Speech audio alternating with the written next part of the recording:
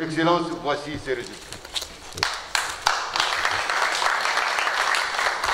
Comme un fruit cueilli mûr, le ministre d'État Willy Bakonga vient de prendre possession du rapport final de l'opération d'identification des nouvelles unités au terme des travaux de la commission ORINU et la consolidation des résultats chiffrés par le CECOP, accompagné du vice-ministre Didier Boudimbo, en présence des partenaires du ministère de l'EPST.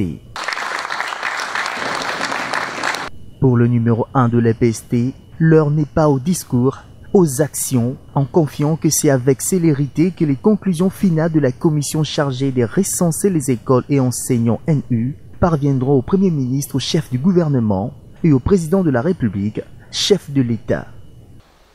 Une nouvelle page vient de s'ouvrir, un nouvel horizon, plein d'espoir d'ailleurs, et au rendez-vous pour les enseignants, nouvelles unités qui pourront, grâce à ce travail d'experts, être prises en charge par le gouvernement de la République avec un fichier fiable.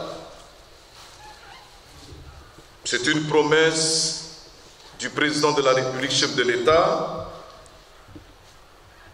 Lui-même a tenu par rapport à la gratuité de l'enseignement qui est une grande réforme.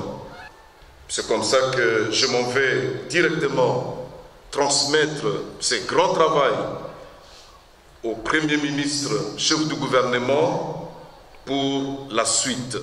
En marge de cette cérémonie, le professeur Valère Moussia, rapporteur de la commission, se dit satisfait de la finalisation du long processus d'identification des enseignants.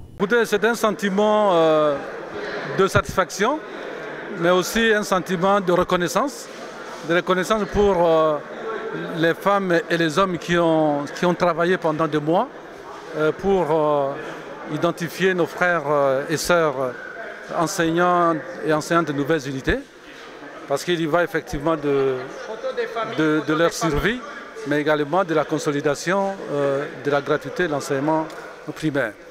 Et donc, quelles sont les prochaines étapes?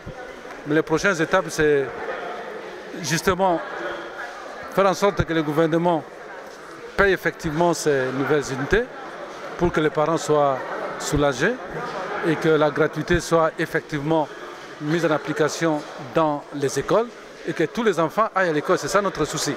Le recensement des NU est donc une étape importante, surtout en cette première année de l'effectivité de la gratuité de l'enseignement primaire en RDC, sous l'impulsion du président de la République, Félix Tshisekedi.